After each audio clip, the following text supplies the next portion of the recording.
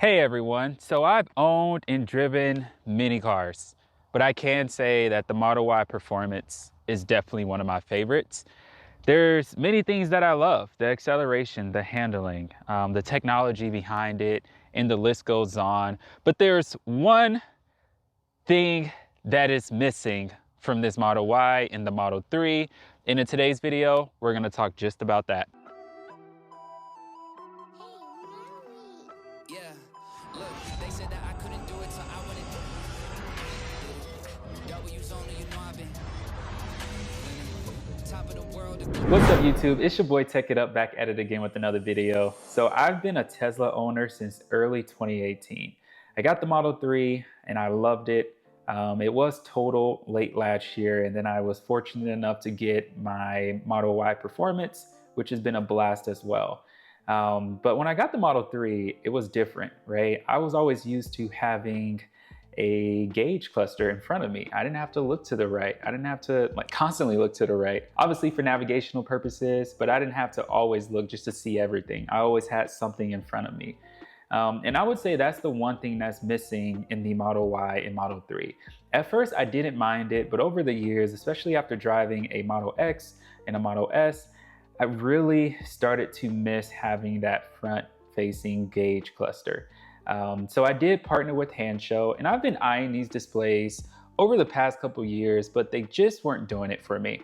But what I do like about this 9-inch display from Hannshow is that one is compatible with Android Auto and CarPlay. I use both platforms, so that's important for me. But also, most importantly, it has those thin bezels, and I'll show that later in this video. In the box, you get the display. It's nicely wrapped. It also comes with the screen protector on it. I chose to take it off, but you can choose to keep it on.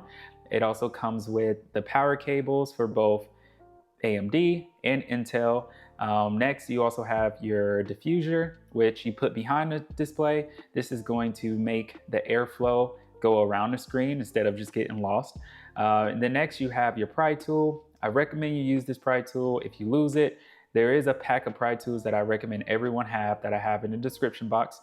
And then your mounting bracket, which is going to come with the bracket plus the screws to make sure that the display is secured to your dashboard. The screen has been amazing the past 2 months. What I want to do now is take you through the experience using the screen, how to set it up, and things like that. And then lastly, we're going to finish the video off with the install. And if I were to rate how hard it is to install on a scale of 1 to 10, I would say about a 3 or a 4, but I would say it's pretty straightforward. Just make sure you watch multiple videos, watch them multiple times, and you really can't mess anything up. My car is the AMD version, but it's pretty similar for the Intel version as well. At the end of the day, you're connecting it to the same cable or the same port. The ports are just going to be located in different areas of the Intel model versus the AMD model. But what we're going to do next is jump straight into the experience using the display.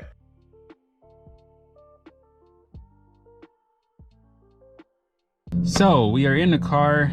You're probably wondering, what is that noise? Watch this. If I hit the pedal, you'll see that my car actually makes noise on the outside based off my input. You can hear it there. But this video isn't about that. We will talk about that product in the next video. So before we dive into the screen, I want you all to see my current setup. So I do have the yoke steering wheel with Alcantara on the car, which you all saw in my best Tesla accessories video. If you didn't check that out yet, definitely check it out in the description box. Then I have the carbon fiber stock covers, which are super nice. The middle console.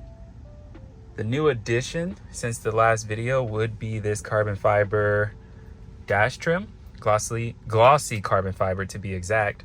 I did install the screen on the white dash trim, but I didn't like the look of it with the black screen, so I did decide to get the carbon fiber dash trim from Hannshow. That will be linked in the description box as well. But overall, it is a very nice look. But enough of that, let's dive into the screen. I actually had to move to my garage because the reflection outside on this screen was unbearable. So, as you see, we have the screen here. I have it in split screen mode. I personally prefer full screen mode, which I'll show you all what that looks like. So it's easy to navigate. using the steering wheel. But something I can do is I'm gonna go ahead and set it to full screen mode. You see here that it gives me the options to set the connection to CarPlay, Android Auto, and if you're overseas, CarLife. I'm gonna set it to full screen, but before I go into that, let me show you all the settings that you have access to. So you can change the language. You have the option to change the mode, whether you want it in light mode or day mode or night mode. I personally like to keep both of my screens in night mode. You have the option to configure which vehicle you have, so Model 3 or Model Y. Wish they had a performance version. Then you also have the option to change the brightness. The brightness of this screen is actually really nice. It gets, I would say, a little brighter than a Tesla screen, but that's why I have it set to auto. I find that the calibration of the auto on a Tesla screen and this is pretty similar as it adjusts to the light, and they're one for one. Also, the screen quality, I would say this screen's a little sharper. It has a higher PPI due to the size, but I can't tell the difference when looking at this screen versus this screen. It's just a little sharper over here, but I'd rather it be sharper than not a good experience to look at, right? So the quality is amazing. You also have the option to turn on steering wheel control, which is what I showed you all a few moments ago. I have that on. You change the time format. You have you can change the temperature unit, Celsius and Fahrenheit. Then you can also set up the call audio. So it can either go through the speaker on this device, or it can go straight to your Tesla system. Now to that point, it's pretty easy to configure this. So what you do is you go to the settings on your phone, you connect it to BT Link 2A. Let's see if it takes, how long it takes. Yeah, so you connect it to BT Link. It's gonna be your model number, mine is 2834. So you connect this to the screen and you connect your phone to the screen as well. So the audio from your phone is gonna go to this screen, and then the audio is gonna go from this screen to the Tesla system. It sounds like a lot, but I promise you there's no delays. The audio sounds just as clear, and it's pretty straightforward. You only have to do it once whenever you get in a car. CarPlay or Android Auto is gonna boot up. I will show you all what Android Auto looks like as well. I feel like in most videos, it's always based off CarPlay, so I definitely wanna show you all what it looks like. But I will say CarPlay and Android Auto are pretty similar. I do have a Galaxy S23 Ultra that I just picked up that I have set up with this as well. Now, back to what I was originally doing. What I want to do is set this to full screen. That is going to require it to reboot. I personally like full screen so much more. Split screen just allows you to see CarPlay and the metrics about your vehicle, which some of you may like. So you'll see the default screen is how fast I'm going, how much charge do I have left in my battery, what does that translate to in mileage, and then also how many miles do I have on my vehicle. Can't believe I have almost 11,000 miles on this vehicle. I bought it at like, what, 2,000 miles a couple months ago. I've been driving the heck out this thing. With this screen alone, I think I've driven 5,000 miles, so I did take a couple road trips, and I don't know how I've been going without this screen. It's definitely been a plus since I got it. As you can see, it did automatically connect to CarPlay, but I can easily switch back and forth.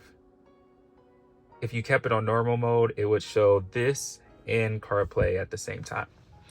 So, navigating outside of controlling with the screen, it does allow you to touch it, super responsive. But if I didn't want to do any of this, like I said, you can control it with the steering wheel, which is really easy to do. And then if I right click, it'll open up Spotify, which is really nice. And then if I left click, it'll go out. Something else that's really nice is you can see multiple apps at the same time, just like with any CarPlay device. So if you've used CarPlay before, it's bringing that same experience to the Tesla. Now, what's nice about this is some of you may say, well, what's the point of this screen if I have all of that right here? Well, what I like about this is I personally like to look at the energy consumption screen. And I like to have this up while I'm looking at navigation. So if I'm going somewhere, it's nice just to have my maps right here and then have my energy consumption right here so that I can multitask. But also, even if I'm just looking at how fast I'm going or what drive mode I'm in or my battery range, I personally like to look forward. I don't like looking right here, especially if I'm in an area where cops are known to pull people over. That's been my favorite. It's made life a lot more convenient. But other than that, I really don't have any nitpicks with this screen. I would say if I were to nitpick on something, I do wish that they had screen protectors for this, especially matte ones, because I did have a matte screen protector on my big screen, and obviously this one's glossy, so it just didn't, it didn't look right. I will say that cleaning the screen isn't as smooth as cleaning the Tesla screen. I do use the same cloth that came with my Tesla on this screen, and it gets all the smudges out, but you do have to rub a little bit more. I'm not sure if the coating is up there. I'm not sure what type of coating they used on this screen, but it definitely could be a little bit better. But that's just me nitpicking. I'm literally trying to find things to complain about. But overall, the screen is definitely nice to have. I really like the performance of it. It is running a newer version of Linux, and it just, you can tell, right? Something else that they brought to this screen that I want to call out is the fact that you can do over-the-air updates now. This is something that you could not do with previous models. You had to connect a flash drive, well, get a flash drive, download the update from the website, and then put it on the screen. Well, you don't have to do that anymore. You can actually connect to Wi-Fi. And so if you're in your garage or you have a hotspot on your phone, you connect that way. And then you can easily set up different themes on your device on the screen, or you can also download any updates. Or when you change the theme, it's going to actually download the newest firmware, which is super important because let's say Tesla releases a new firmware that ends up changing or messing up the functionality of this screen. Well, now you can get updates, and they do proactively update the screen as well.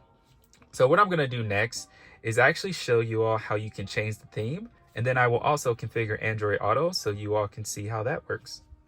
So now that I'm connected to Wi-Fi, I can go to System Update.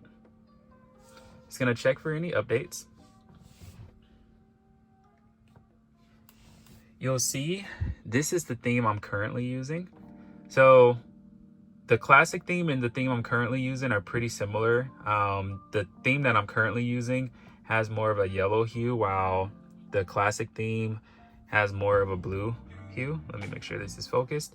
But something else that I do like is the more simplistic theme. So let me install that one. Now you see that we have the new theme up.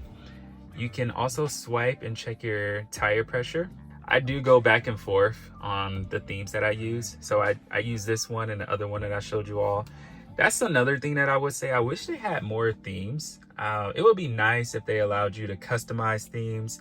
So maybe you could come here and change what's displayed, right? I do wish that there were more options, but the themes for right now, they definitely suffice. But if I were to give Hannshow any feedback, I would like to see the option to have more themes. But what we're gonna do next is go to settings and configure this to connect to Android Auto. As I was mentioning earlier, the themes actually control how the menu looks. So with the previous menu, it was a little bit more convoluted. Same options here, just looks a little bit better. But what we're gonna do is go and change it to Android Auto. That is gonna require it to restart, and then we're gonna pull up our Android phone and connect it.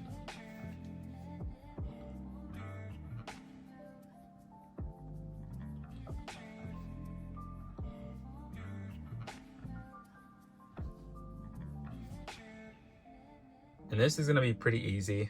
You just go to connection, Bluetooth, and then once I connect to Bluetooth here, is then going to give it some time. And now we're in Android Auto. And again, you have the same functionality. You can switch back and forth using a steering wheel and control it as well.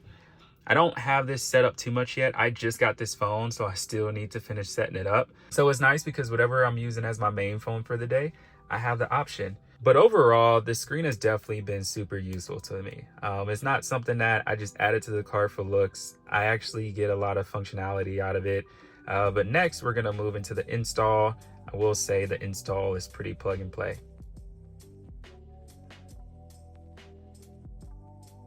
So some things that you may want, because it'll make your life a lot easier, is some masking tape and a Sharpie, or just something to mark the holes or where you want to mount the screen. But before we get started, you also want to verify what type of processor you have. So just go to software and then go to additional vehicle information, and then it'll let you know if you're AMD or Intel. In my case, this is a 2022 Model Y, so I'm gonna be AMD, but this is very important, especially since the screen does come with both power cables. Okay, so now that we got that out of the way, what we're gonna do now is remove the dash trim, which should be fairly easy. I do recommend that you move the dash trim to a flat surface like a table, but because I'm on the go right now, we're just gonna use the back seat for it. So let's go ahead and open both doors. Let's get this thing open, which is super easy. You just put it in there, just feel for it, done. Go to the next side, other side. I remove this piece too. And then you also want to remove this. Remove this clip right here.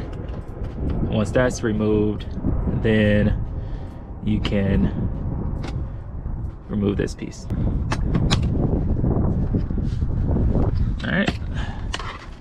All right, so now that we got that out the way, what we want to do is lift up on this dash trim. All right, easy enough. And since the driver's side is over here, I want to make sure I'm right here. So what I like to do, and what I prefer to do, is using masking tape. Just a little piece. And then we will place it on the thing, on the dashboard trim. And what you'll want to get next is your Sharpie, and you want to count 35 holes. So on the 35th hole, you're going to make a mark. That's where the blue wire is going to go. And then on the 41st hole, you want to make another mark, and that's where the red wire is going to go.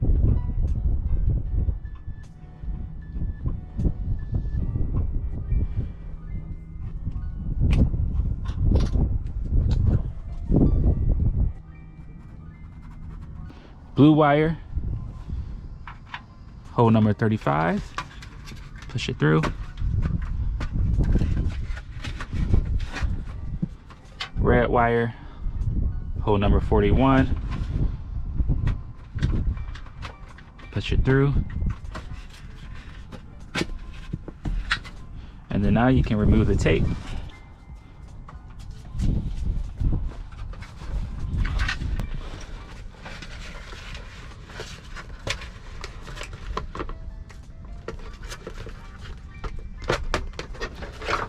All right. So now that we got that in there,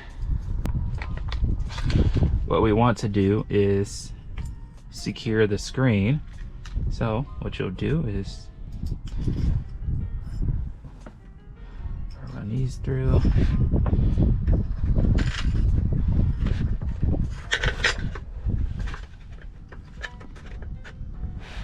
You'll line up the holes, and then you'll screw them in. And this is using the mounting plate that comes with the screen.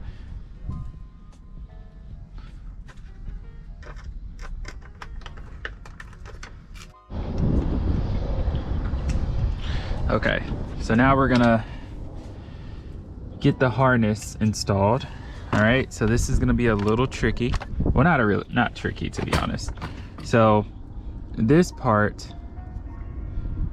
is gonna go in here, and then when you disconnect this piece, that piece is gonna go into the female input, and then this blue portion is going to go right here. Not sure if you can see that. So you'll just move this back a little bit so you can reach that. All right, so we'll go ahead and install this.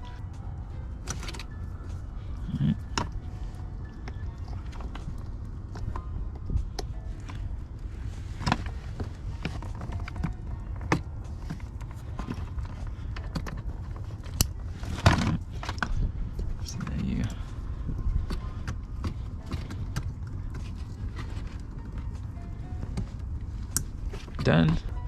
Now we go straight in for it.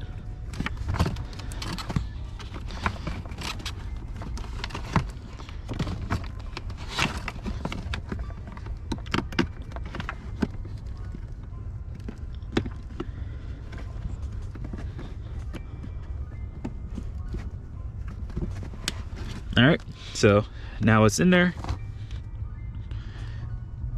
As long as the red cable is out of your way, just make sure it's in that clamp. It's actually pretty easy to snap it in there. It's just a straight shot.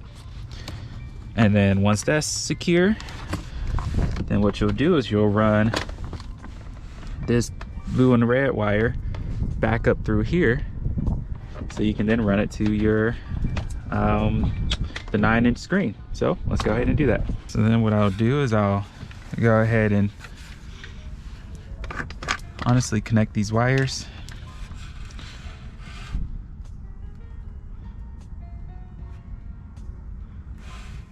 Make sure the grooves line up.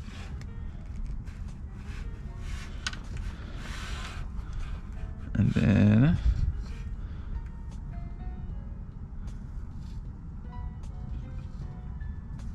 yep.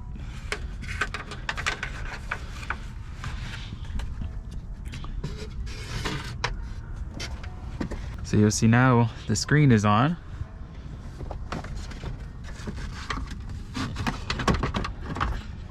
So we see that the screen's working, which is good. Now it's really all about making sure we have the wires running without any blockage, any rattling. So now we can focus on making sure the wires are snug, and then we can make everything look pretty again and snap everything back in place. So then we'll tuck most of this away. Just like that, it is back in place. So then what we'll do is we'll take the side piece that I removed earlier,